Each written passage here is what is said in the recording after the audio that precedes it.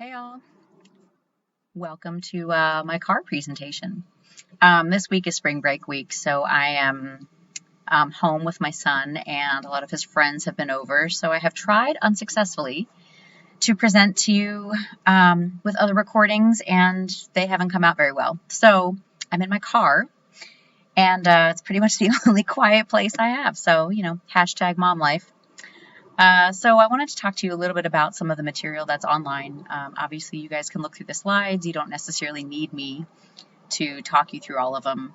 I'm not going to read all of them to you either, but I wanted to provide a little bit of perspective about why they're on there and what the context is for all of them. So the first one I have up for you guys is the healthcare history.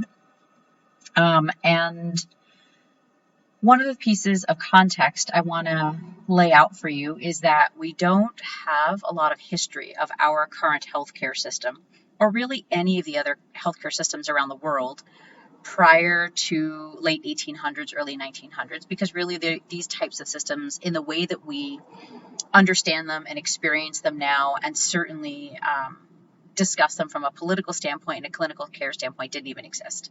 So what we're looking at here is also specifically the history of healthcare in the United States, not necessarily the history of healthcare internationally, which we'll get into much later in the quarter. But the history of this country goes back, I should say the history of healthcare in this country dates back far longer than our healthcare system does. So when we're talking about the makings of our healthcare system, which is mostly what we're trying to understand here, we're looking at the turn of the 19th and 20th century. So one of the things I want you to pay attention to as well in the course of reading over these slides and even just listening to a few words on it is, what are some of the themes? What keeps coming up over and over again? Who are our allies in the development of a healthcare system and in the way that it serves people in the United States, and who are our opponents? So one of the things that started to happen at the beginning of the 20th century was that there was a push amongst healthcare providers to no longer provide free services. So services weren't always necessarily free. They were certainly, there was more of the town doctor lifestyle, so to speak, more of the country doctor lifestyle, so to speak.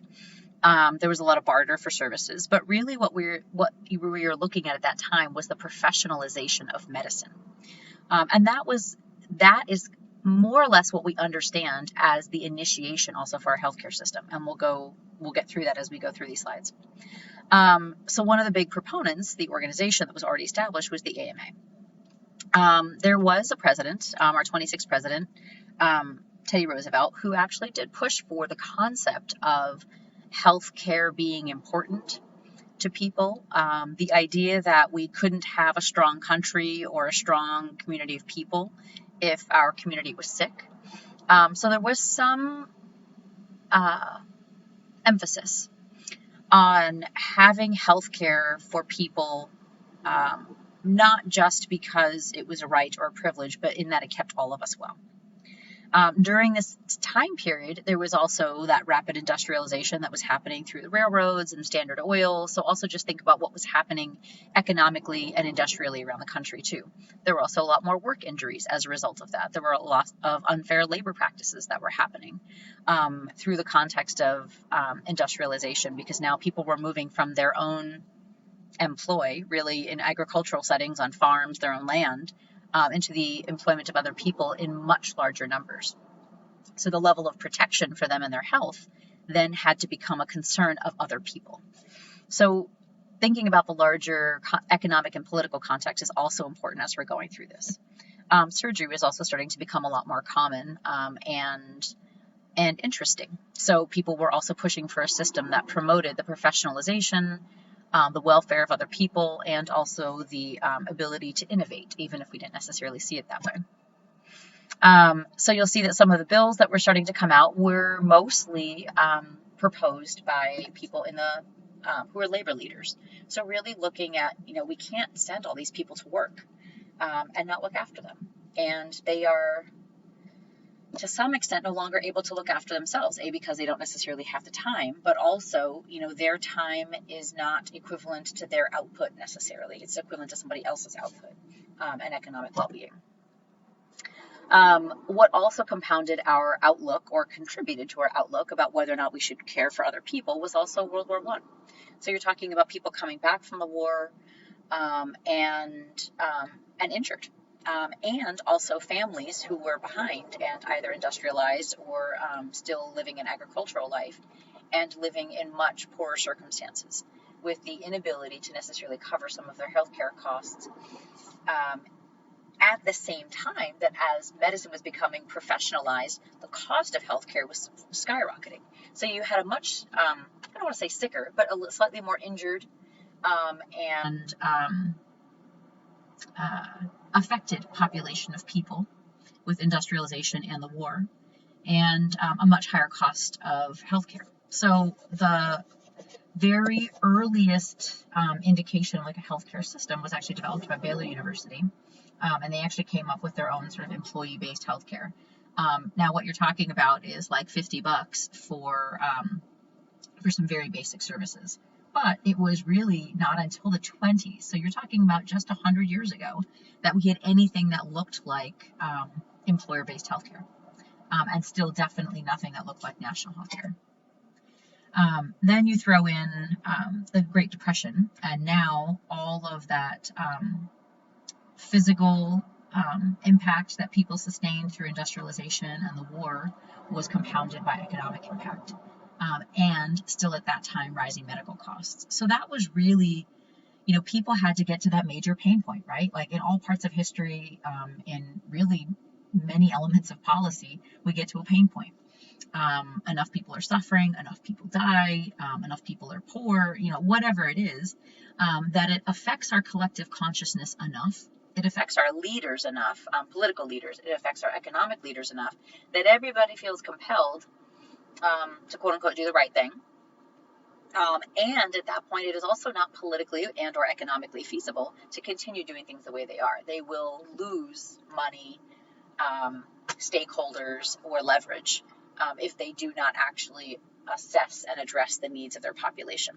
Which isn't to say that all people who have economic standing or political standing are all, greedy and don't care about their people. But, we all have to get to that pain point, whatever it is, in our personal lives and in our national lives and our policy lives, to often make change. So that's ultimately what we're looking at here, what happens in the 30s, and really what actually prompted the work that FDR did post Great Depression, or really on the heels of it prior to World War II, and actually developing the Social Security Act. A really interesting piece of what happened in the 40s is actually the Stabilization Act of 42. So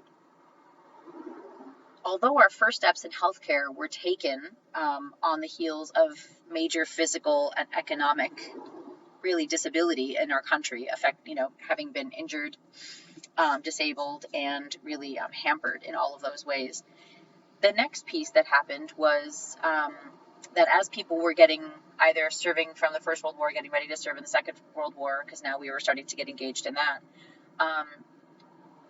there was an act established to actually force companies to keep their wage increases limited. And part of that was so that people would not be incentivized to either stay out of the war, and to stay in it for longer, so they wouldn't necessarily want to leave early. But what was happening on the flip side in the financial sector was that by limiting wage increases, with increasing cost of living, increasing cost of healthcare, all during this time, they weren't able to attract some of the best workers. So one of the ways that they actually decided to incentivize talented, hard workers to come to them instead of the war. So here you have, the military and the economic sector kind of fighting against each other in that way, was to offer employees sponsored health insurance. So that's, we didn't really have employee benefits as a matter of fact until about the 40s. So it's in the grand scheme of things, a very recent occurrence.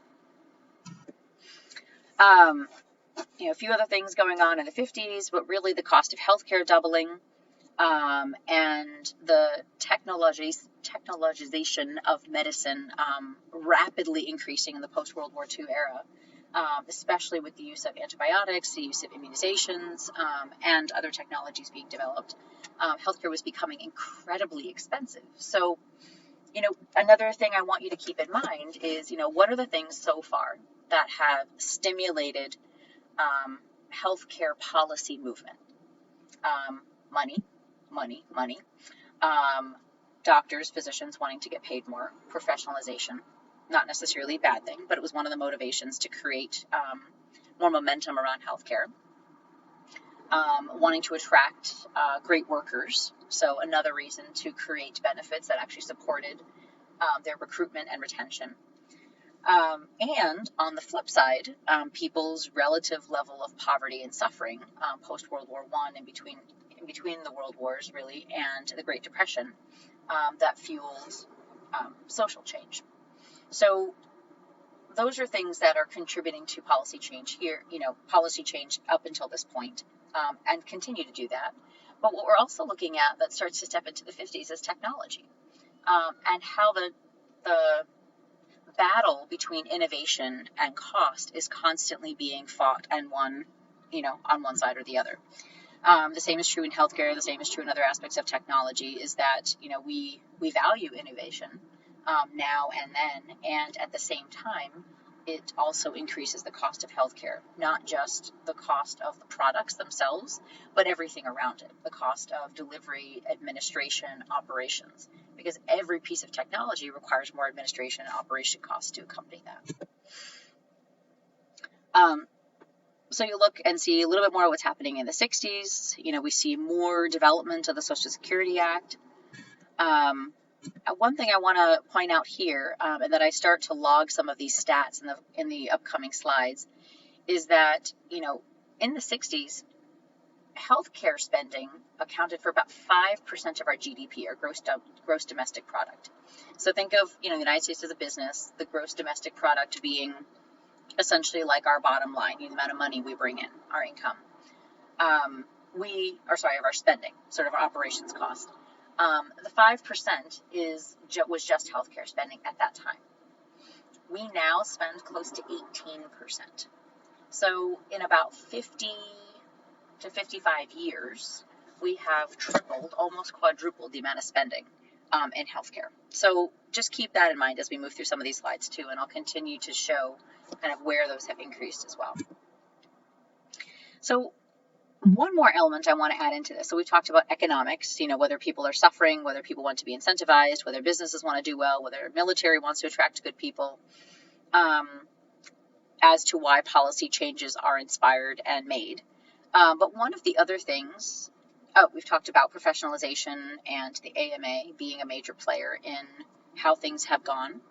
But the other thing to think about is just overall politics. And we know this, given our current political climate. There's a lot of divide over how we should address healthcare based on partisan politics.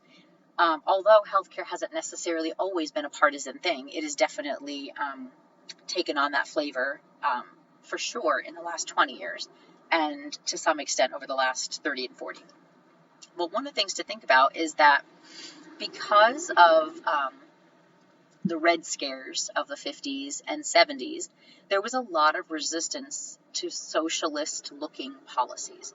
And that is still prevalent in our healthcare system now, and still prevalent in our way of thinking about healthcare as we go forward into our current policy changes and we look back on what's been done thus far. So if you notice where some of the things changed and where some of them didn't, where we were able to step forward in some of our more socialist-looking policy, like Medicaid, Medicare, Social Security, was in between those Red Scares. So then after World War I, but before World War II, we were able to institute some policies. Then World War II happened, then we backed off for a while. We were, McCarthy era, we couldn't do any of that stuff. And then in the 60s, we came back to it. Then the 70s, it started again, we backed off. Ted Kennedy was, at that point, already highly emphasizing and lobbying for universal healthcare systems. Did that for a very long time. But we were back to more anti-socialist thinking. So we get through the Nixon era, and just seeing how influenced we were, especially in the 70s, by the AMA. Looking at some of the amendments and things that actually did come out of the very end of Nixon's presidency. And then skipping to the 80s and seeing what happened during Reagan's tenure. So if you look here, one of the things that I put up was that now at this point we're about 8.9% of the GDP. So we haven't quite doubled, but not too long ago, back in the 60s, we were, roughly 5%. Now we're about 9% just 30 years later. And then 10 years after that, we're at about 12%.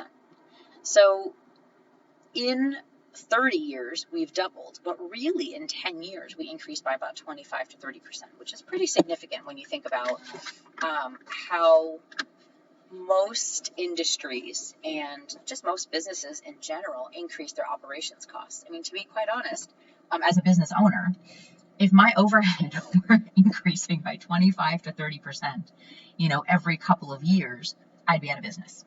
And so would most people. So it's an interesting thing to think about when we consider the cost of healthcare and how quickly it's rising, and what the implications are for how much it costs all of us, which we'll get into next. And then the concept of moral obligation to have healthcare. We look to the 2000s, we get to about 13.3%. And then in the last 10 years prior to the development of Obamacare and or what we call Obamacare and the passage of the ACA in 2010, I mean, by that point, we were at 17%. So we'd definitely, in about 40 to not even quite 50 years, we had increased our healthcare spending by 300%. 300% in just a generation.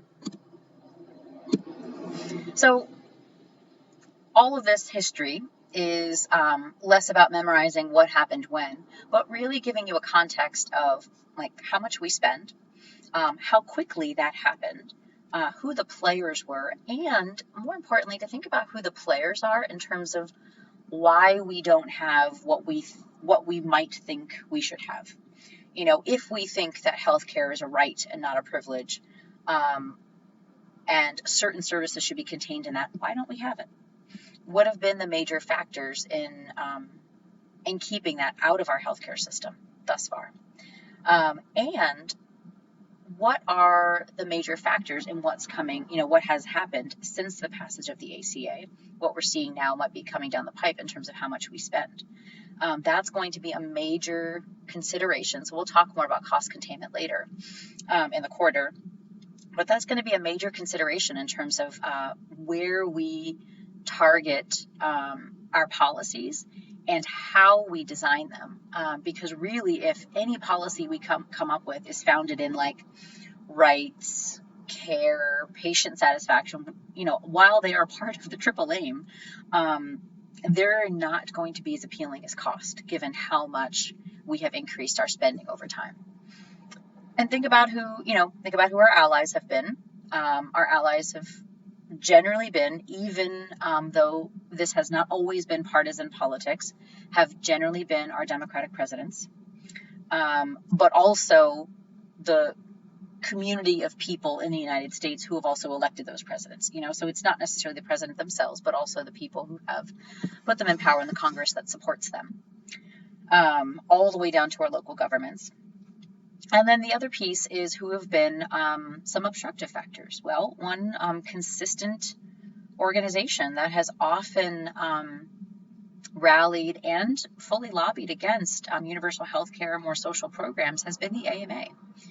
And, what does that come down to? It's not that physicians think that healthcare is bad, but mostly that it comes down to payment.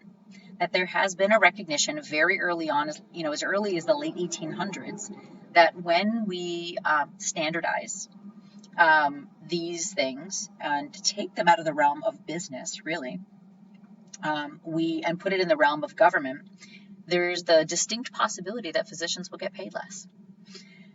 So it's just something to consider about, why costs are the way they are and why, as a culture and a country, we are resistant to making some of the changes that many of us might think need to be made from the perspectives that we have as healthcare providers.